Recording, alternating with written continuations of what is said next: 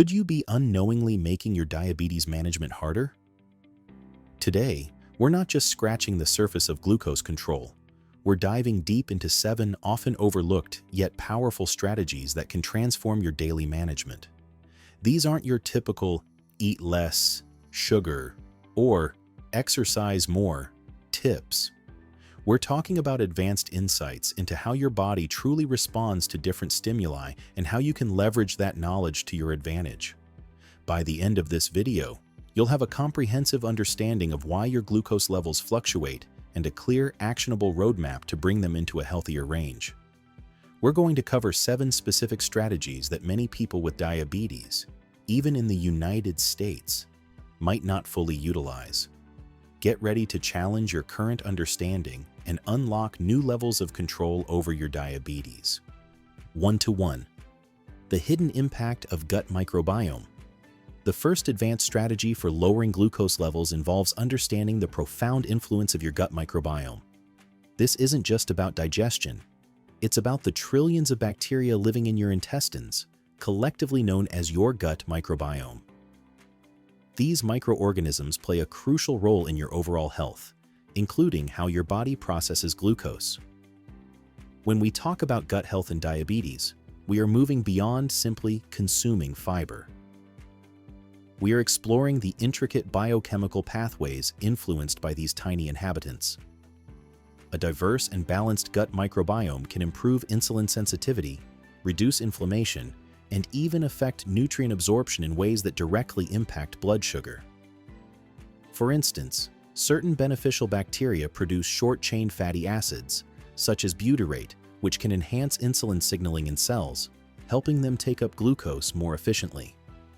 Conversely, an imbalanced microbiome, often referred to as dysbiosis, can contribute to insulin resistance and chronic low-grade inflammation, both significant drivers of elevated blood glucose.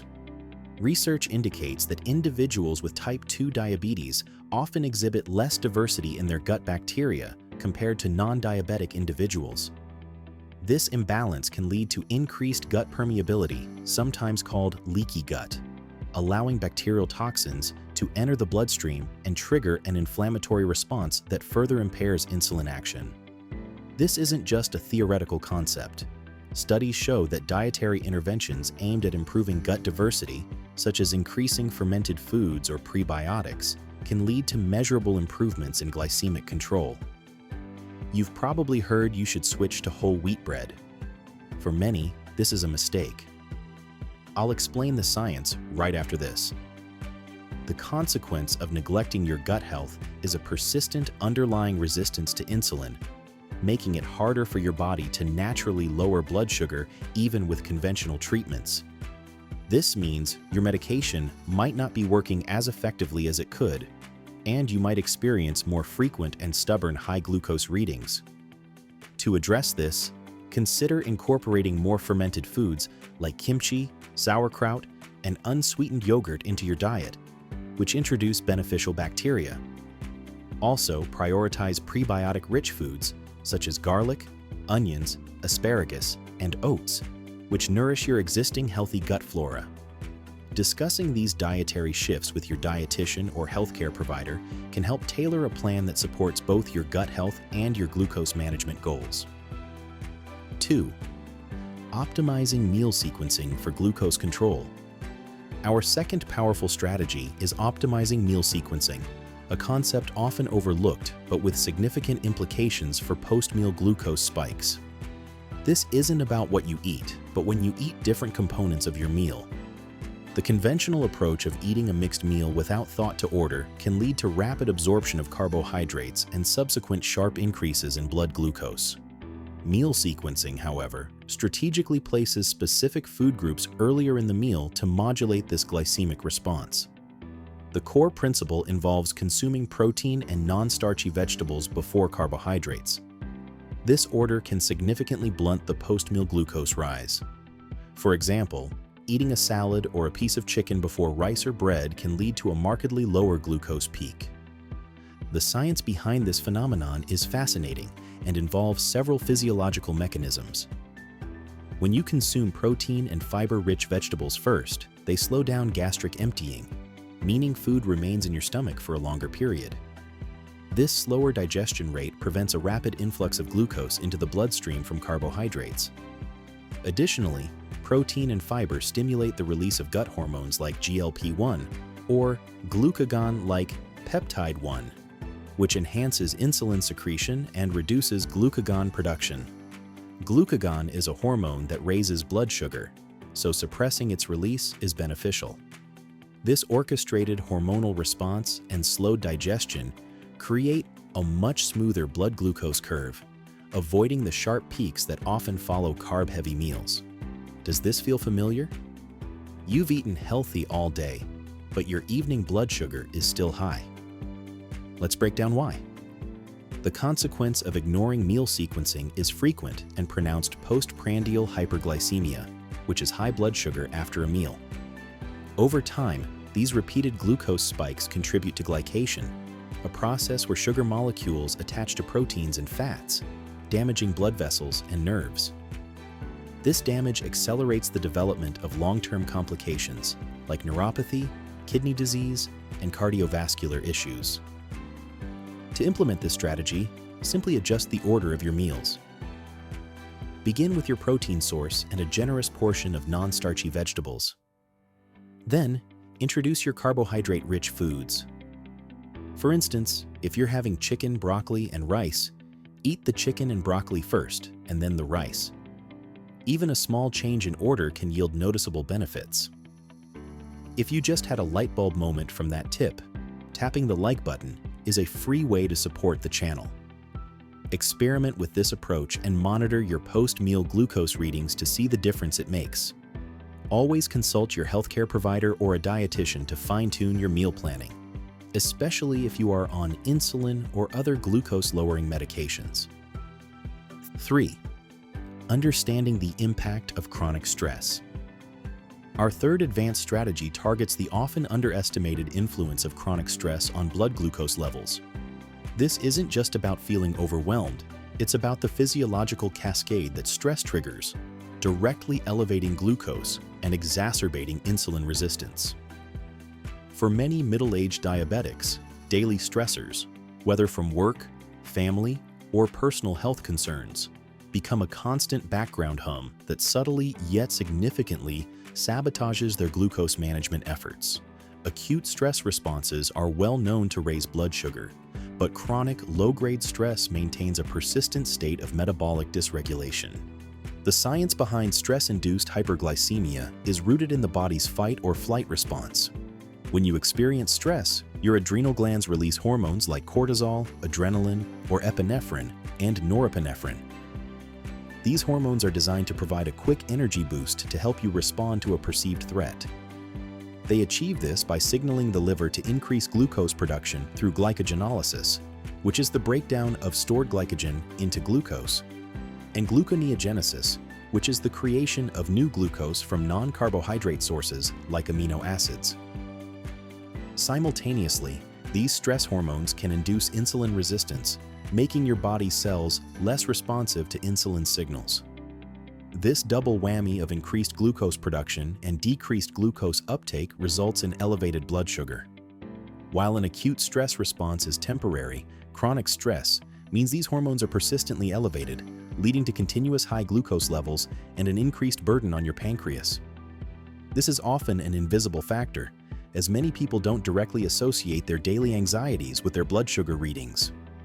The consequence of unmanaged chronic stress is persistent hyperglycemia, making it challenging to achieve and maintain target glucose levels, even with medication and dietary adherence.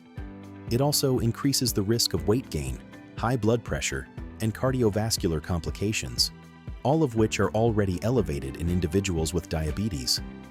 Managing stress isn't just good for your mental well-being, it's a critical component of effective glucose control. To address chronic stress, explore various stress reduction techniques such as mindfulness meditation, deep breathing exercises, yoga, or spending time in nature. Even short, consistent practices can make a difference. Consider hobbies that help you relax, like reading, listening to music, or creative pursuits. If stress feels overwhelming, Seeking support from a therapist or counselor can provide valuable coping strategies. Your mental state profoundly impacts your physical health, and proactively managing stress is a powerful, yet often overlooked tool in your diabetes management arsenal. Of course, everyone's journey with carb counting is different. I'd be very interested to hear what's worked for you. Share your single best tip in the comments below. It could really help someone else reading this. 4. Harnessing the power of non-exercise activity. Thermogenesis. Our fourth strategy delves into the often overlooked realm of non-exercise activity thermogenesis, or NEAT. This isn't about hitting the gym for an hour. It's about increasing the calories you burn through everyday movements outside of structured exercise. For many middle-aged diabetics, finding time for dedicated workouts can be a significant hurdle. NEAT offers a powerful, accessible alternative to improve glucose control without requiring a major time commitment. NEAT encompasses all the energy expended for everything we do that is not sleeping, eating, or sports-like exercise. This includes walking to work, typing, performing yard one work, undertaking occupational activities, and even fidgeting. The science behind NEAT's impact on glucose is profound. Regular low-intensity movement throughout the day enhances insulin sensitivity in muscle cells. When your muscles are active, they are more efficient at taking up glucose from the bloodstream, even without insulin or with less insulin. This is because muscle contraction can directly stimulate glucose transporters, like GLUT4, to move to the cell surface, facilitating glucose entry. For example, simply standing more often instead of sitting or taking short walks every hour can significantly increase your daily NEAT. Studies show that people who have higher NEAT levels tend to have better glycemic control and lower risks of type 2 diabetes. One study even found that brief bouts of walking, as short as 3 minutes every 30 minutes, can improve post-meal glucose levels by as much as 14%. This consistent, low-level activity helps prevent the accumulation of glucose in the bloodstream that often occurs with prolonged sitting. I know there's a lot of debate online about metformin. We're going to cut through the noise and look at the clinical studies. The consequence of neglecting NEAT is prolonged periods of sedentary behavior, which leads to increased insulin resistance and higher baseline glucose levels. Many people with diabetes spend 8 to 10 hours or more per day sitting, which significantly impairs glucose metabolism. Over time, this sedentary lifestyle contributes to a higher A1C and an increased risk of diabetic complications. To leverage NEAT, integrate more movement into your daily routine. Take the stairs instead of the elevator, park further away, stand while talking on the phone, or set an alarm to stand and stretch every 30 minutes. Even small changes accumulate throughout the day. Consider a standing desk or walking meetings. These seemingly minor adjustments add up to substantial improvements in glucose uptake and overall metabolic health, making your body more responsive to insulin without the need for intense exercise sessions. 5. The role of circadian rhythm in glucose metabolism. Our fifth strategy focuses on the profound but often neglected connection between your circadian rhythm and glucose metabolism. This isn't just about getting enough sleep.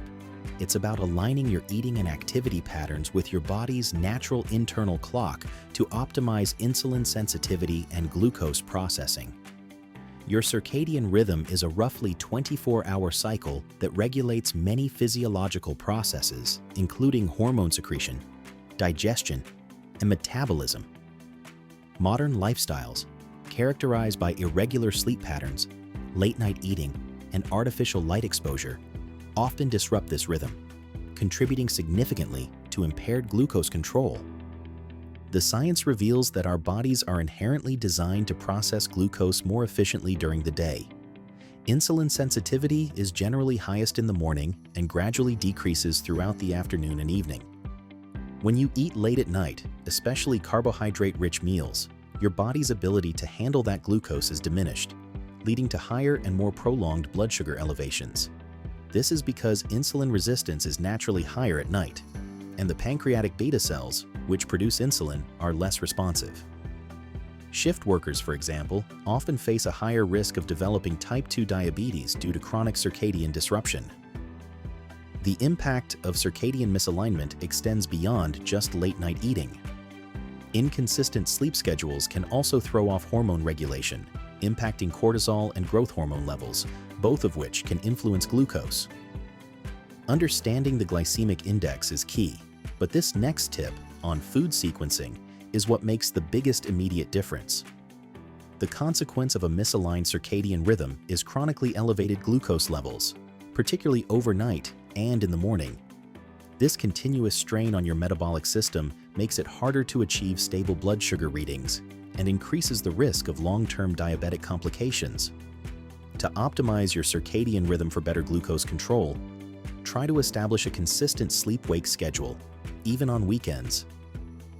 Aim for 7 to 9 hours of quality sleep per night. Crucially, try to eat your meals, especially your last meal, earlier in the evening.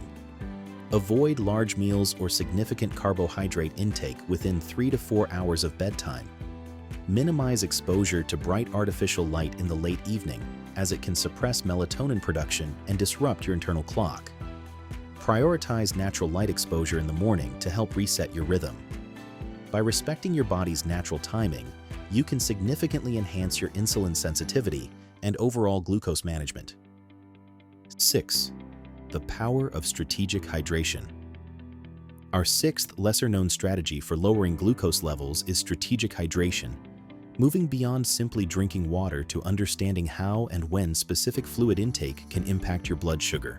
While adequate hydration is generally recognized as healthy, its direct role in glucose regulation for diabetics is often underestimated. This isn't just about preventing dehydration. It's about leveraging water's physiological effects to support kidney function and dilute glucose in the bloodstream. Chronic hyperglycemia, or persistently high blood sugar, increases the workload on your kidneys as they attempt to filter out excess glucose through urine, a process known as osmotic diuresis. This increased urination can lead to significant fluid loss, potentially exacerbating dehydration and concentrating blood glucose further. The science is clear. Staying well hydrated helps your kidneys efficiently excrete excess glucose, thereby lowering overall blood sugar levels. When you are adequately hydrated, your blood volume is maintained and your kidneys can perform their filtration duties more effectively. Conversely, even mild dehydration can lead to higher glucose concentrations in the blood. Consider a scenario where your blood glucose is elevated. Your body's natural response is to try to flush out that extra sugar. If you are not drinking enough water, this process becomes less efficient and the sugar remains in your system for longer. This is a critical feedback loop. In just a few moments, I'm going to reveal the single most effective type of exercise. But first, let's cover the fundamentals. The consequence of inadequate hydration is a perpetuation of high glucose levels and an increased risk of kidney strain and damage over time. Chronic kidney disease is a serious complication of diabetes, affecting roughly 1 in 3 adults with diabetes in the United States. While hydration alone won't cure diabetes, it serves as a vital supportive measure, preventing your kidneys from being overwhelmed and helping to maintain a healthier glucose balance. To implement strategic hydration, aim for consistent water intake throughout the day, not just when you feel thirsty. A good general guideline is to drink at least 8 to 10 glasses of water daily, but this can vary based on your activity level, climate, and individual needs. Pay attention to your urine color. It should be light yellow or nearly clear. Avoid sugary drinks, fruit juices, and excessive caffeine, as these can contribute to dehydration or directly raise blood sugar. For many, integrating a glass of water before and between meals can be particularly beneficial for blunting post-meal glucose spikes. Always consult your healthcare provider for personalized fluid recommendations, especially if you have kidney issues or other medical conditions that might impact fluid intake. 7. Leveraging the post-meal walk. Our seventh and perhaps most immediately actionable advanced strategy for lowering glucose levels is the strategic post-meal walk. This isn't just about general exercise. It's about the timing and specific benefits of movement shortly after eating. While any physical activity is beneficial for diabetics, a brisk walk performed within a certain window after a meal can have a disproportionately positive impact on postprandial glucose spikes. Many people with diabetes focus on longer, more intense exercise sessions, but overlook the simple power of a short, well-timed stroll. The science behind the post-meal walk is compelling. Immediately after you eat, carbohydrates are broken down into glucose, which then enters your bloodstream. This is when blood sugar levels begin to rise. By engaging in light to moderate physical activity, such as walking, within 15 to 30 minutes of finishing a meal, your muscles begin to use this newly absorbed glucose for energy. Muscle contraction directly enhances glucose uptake from the bloodstream into muscle cells, reducing the amount of glucose circulating in the blood. This effect is independent of insulin to some extent, meaning it can still be beneficial even in states of insulin resistance. Furthermore, this immediate post-meal activity can blunt the sharp glucose peak that often occurs about 1 to 2 hours after eating. Instead of a rapid surge, you get a gentler, more manageable rise and fall in blood sugar. Studies have shown that even a 10-minute walk after meals can lead to significantly lower glucose peaks compared to remaining sedentary. The benefits are often more pronounced after carbohydrate-heavy meals. The consequence of skipping the post-meal walk is allowing those glucose spikes to occur unchecked, contributing to chronic hyperglycemia and the associated risks of cardiovascular disease, nerve damage, and kidney complications over time. These repetitive spikes are particularly damaging to blood vessels. To implement the post-meal walk, simply make it a habit to take a short, brisk walk after your main meals. Aim for 10 to 20 minutes, but even 5 minutes can offer some benefit. It doesn't need to be strenuous. A comfortable pace where you can still hold a conversation is sufficient. This easy-to-integrate habit provides an immediate and effective way to manage post-meal glucose, acting as a natural buffer against blood sugar surges. If you enjoyed this video, you will probably also like this one. Please subscribe to this channel and let us know in the comments your thoughts. Thanks for watching,